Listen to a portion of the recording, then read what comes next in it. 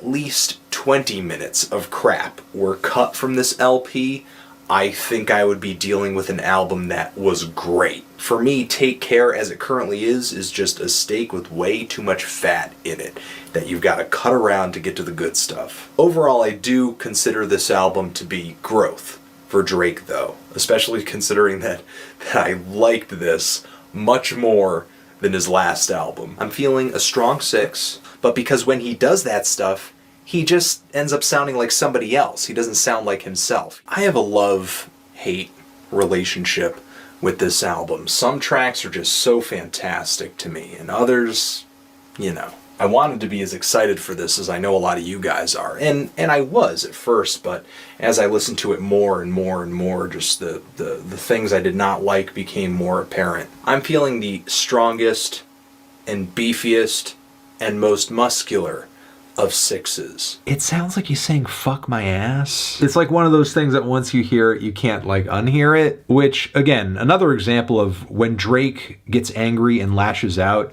it often ends in such a way where he's just sort of like stepping on a rake and then it just smacks him in the face. But yeah, that's really all I think about these extras. I could give it a strong 5. Feels much more focused and hard-hitting and to the point than Revenge of the Dreamers 3. And who we know to be the label's biggest stars shine the brightest, while some who are maybe more on that B level, not in an insulting way, but aren't stealing the show in the way a guy like Jid is, even they are dropping some really impressive verses and moments on this project too. But yeah, I was expecting, honestly, this thing to be a bit more of a chore than it was to listen to it. It actually wasn't a chore at all. It's a pretty entertaining tape, and just cool to hear them be able to reform in this way, in this mixtape lane, and still have Dreamville's talents shine through. I'm feeling a light 7. Yeah, this new Drake album, it's not good.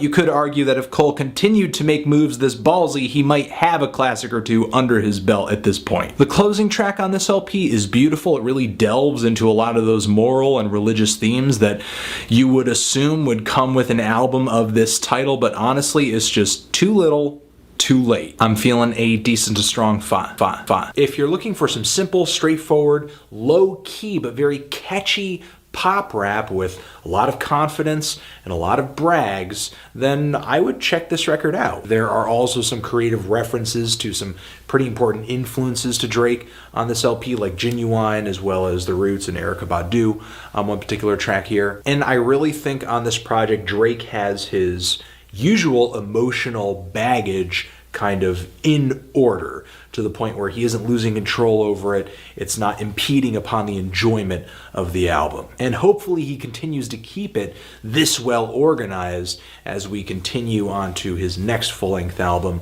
later this year. I'm feeling a strong 7 to a light 8. This inevitable dead end, I don't think that's the case, but I think if he's really going to push beyond and put out more records, he needs to either dig deeper artistically, take more risks, or just address and get into more personal experiences as his life grows and changes and he matures, considering how well that has panned out here. Feeling a light to decent 7.